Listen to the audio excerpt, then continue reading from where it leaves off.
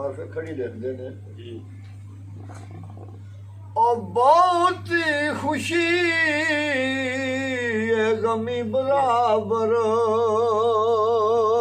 ਵਾਹ ਤੇ ਇਸ ਵਿੱਚ ਸ਼ੱਕ ਨਾ ਜਾਣੀ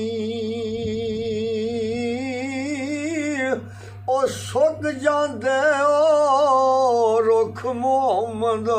ਹਾਂ ਤੇ ਜਿਨ੍ਹਾਂ ਨੂੰ ਬਹੁਤਾ ਪਾਣੀ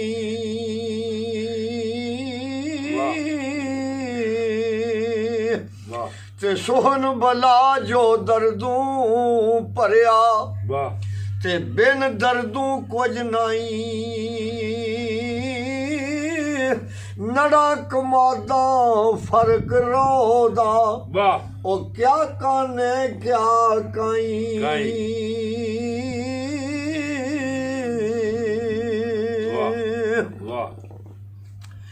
ਤੇ ਜਿਸ ਆਂਡੀ ਦਾ ਰੰਗ ਨਹੀਂ ਚੰਗਾ ਹਾਂ ਤੇ ਨਾ ਚੰਗੀ ਖੁਸ਼ਬੋਈ ਵਾਹ ਭਾਵੇਂ ਹੋਵੇ ਉਹ ਲਜ਼ਤ ਭਰਿਆ ਵਾਹ ਤੇ ਪਸੰਦ ਨਹੀਂ ਕਰਦਾ ਕੋਈ ਵਾਹ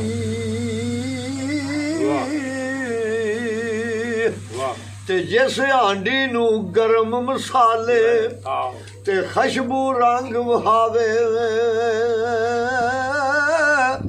ਅਸਰ ਜਾਏ ਅਮਸਾਇਆ ਤੋੜੀ ਉਹ ਲਜ਼ਤ ਆਵੇ ਨਾ ਆਵੇ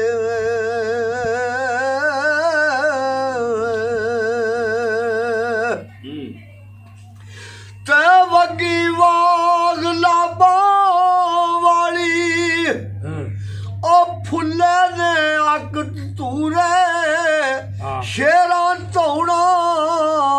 ਨੀਵੀਆਂ ਕੀਤੀਆਂ ਤੇ ਵੜਦੇ ਨੇ ਜੱਗ ਕਤੂਰੇ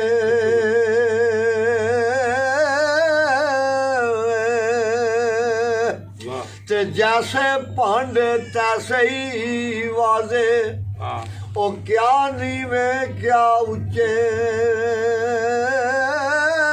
ਮੈਂ ਨਾਲ ਪਲੀਤੀ ਭਰਿਆ ਤੇ ਬੋਲਿਓ ਵਣ ਕਦ ਸੁਚੇ